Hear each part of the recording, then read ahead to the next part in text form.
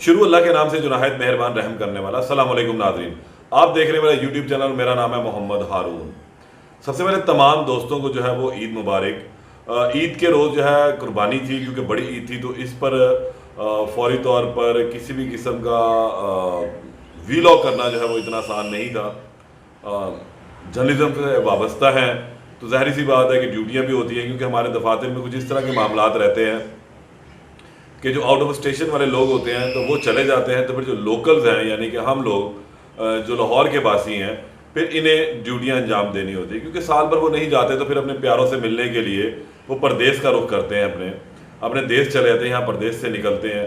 तो इसलिए फिर हम लोगों की ड्यूटीज़ रहती है और फिर काम डबल हो जाता है। और ये बड़ी ईद थी तो ज़ाहिर बात है, एक ये काम था डबल, और दूसरे फिर कुर्बानी भी करनी थी, तो फिर वीलॉग करने का जो वक्त बिल्कुल भी नहीं मिल सका।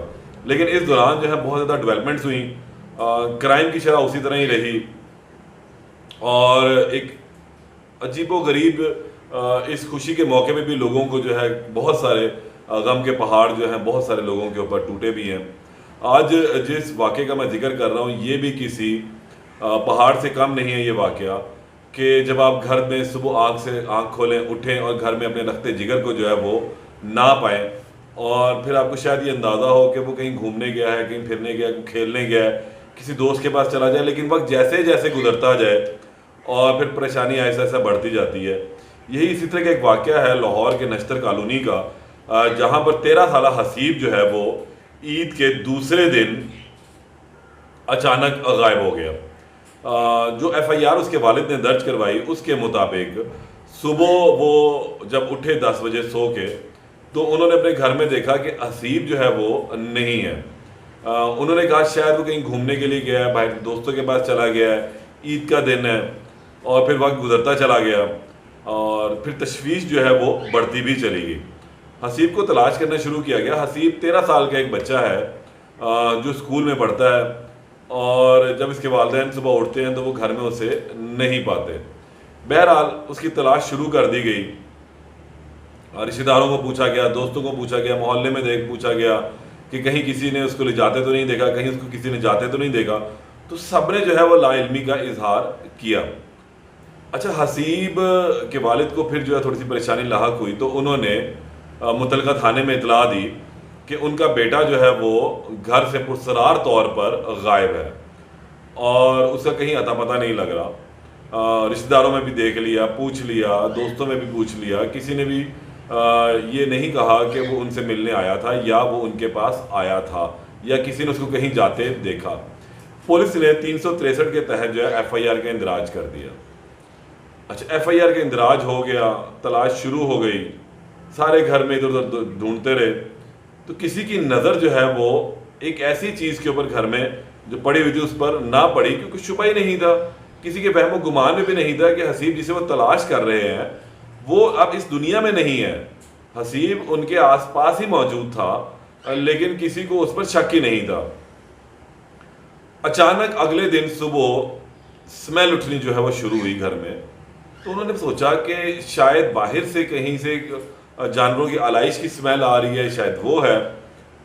लेकिन ये स्मेल तो उनके घर में से आ रही थी। फिर उन्होंने घर में जब चीज़ों को देखा, तलाश किया, तो उन्हें घर के एक कोने में पड़ा हुआ लाल रंग का ड्रम नजर आया। ये ड्रम नहीं था, ये किसी क़यामत का बम था जो देखने के बाद उन पर फटने वाला था। जब उन्होंने जाके उस ड्रम को देखा तो उस ड्रम में उनके लखते जिगर की लाश जो है वो पड़ी हुई थी। किसी ने हसीब को मारकर उसकी लाश को इस ड्रम में छुपा दिया था। हैरानगी की बात थी कि एक बच्चा पुरसरार तौर पर रात को घर में सोता है और जब सुबह उठते हैं घर वाले तो पुरसरार तौर पर वो गायब होता है। हसीब के वालिद ने FIR दर्ज करवा दी थी। हसीब के वालिद जो है यार मोहम्मद, इनके साथ इनका एक सौतेला बेटा भी रहता है, अली असगर, और इन दोनों भाइयों की जो है सौतेले बेटे की और इनकी नहीं बनती। यार मोहम्मद की जो है ये शादी जो है जिस खातून से उन्होंने की, उनका पहले भी एक बच्चा था और इनकी आपस में कुछ बनती नहीं थी बच्चों की। तो यार मोहम्मद को ये शक है कि अली असगर ने उसके बेटे हसीब को मारकर इस ड्रम में फेंक दिया।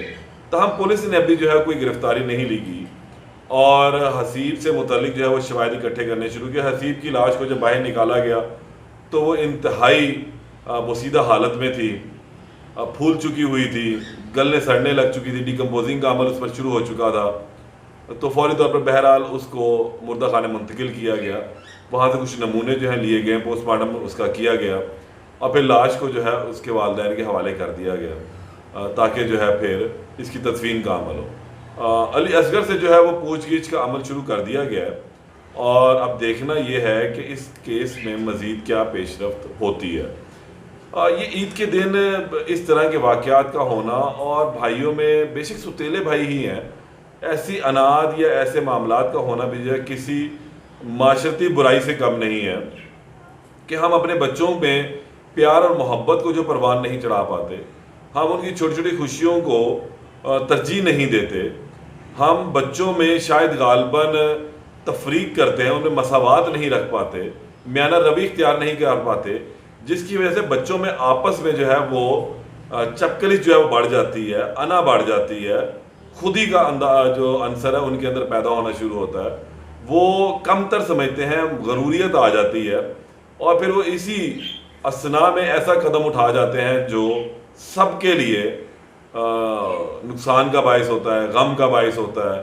और कुछ शायद इसी तरह ही का मामला इस घर में भी हुआ है। अल्लाह इनको सब्र जमील अता फरमाए, यही कह सकते हैं।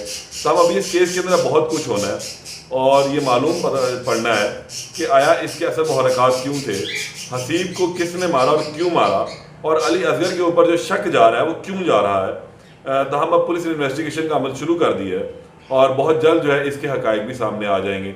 इसके से मज़ीद जो अपडेट होगी उससे आपको दोबारा आगाह करूँगा। तब तक के लिए इजाज़त दें।